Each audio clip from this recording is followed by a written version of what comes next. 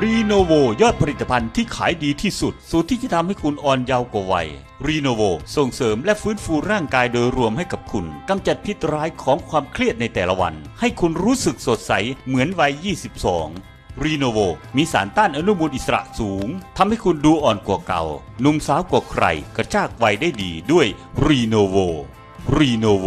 ช่วยปลดปล่อยความเครียดทางจิตใจให้สมรรถนะทางเพศเพิ่มกำลังวังชาช่วยในการเผาผลาญอาหารให้พลังงานกับร่างกายต่อต้านริ้วรอยจากความเครียดหรือสภาวะโภชนาการที่ไม่ดีหักโหมงานหนักการออกกำลังกายที่มากเกินไป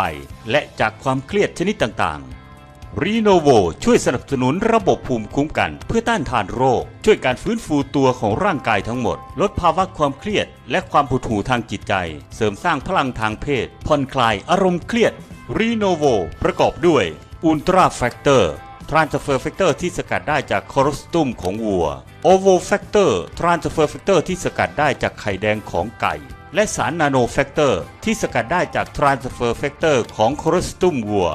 ผงซาซิเซนดราเบอร์รี่ช่วยในการเจริญเติบโตของเซลล์ตับผงของรากราพอนติคัมเผาผลาญไขมันได้อย่างรวดเร็วเพิ่มประสิทธิภาพของการฟื้นฟูการทำงานของร่างกายหลังการเจ็บป่วยช่วยปรับสมดุลฮอร์โมนของร่างกายเพิ่มความจำเพิ่มกำลังการทำงานของกล้ามเนื้อเพิ่มพูนสุขภาพทางเพศของท่านชายผงชาเขียวช่วยปรับปรุงการไหลเวียนของเลือดและลดคอเลสเตอรอลป้องกันปัญหาที่จะเกิดขึ้นกับหัวใจทั้งความดันโลหิตสูงและสภาวะหัวใจล้มเหลวผงขมิ้นช่วยขับลมในกระเพาะลดการบวมอักเสบต่อต้านโรคข้ออักเสบผงเรสเวอราทอลเป็นสารต้านอนุมูลอิสระเข้มข้นต่อต้านริ้วรอยปกป้องความเสียหายที่จะเกิดขึ้นกับเซลล์ช่วยต้านการเกิดมะเร็งและโรคหัวใจ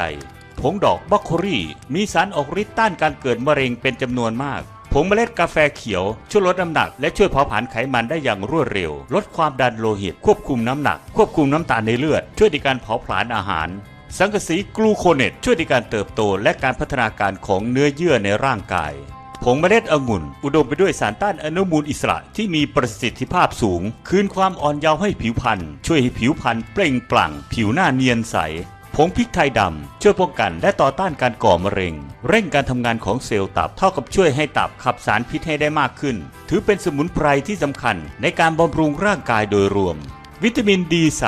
บำรุงสุขภาพกระดูกและฟันช่วยในการพัฒนากล้ามเนื้อและระบบภูมิคุ้มกันและช่วยในการดูดซึมแคลเซียมเข้าสู่ร่างกาย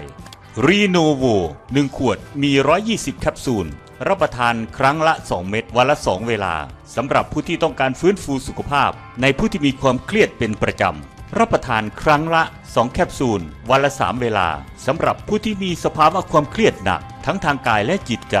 และมีสุขภาพที่ทรุดโทรม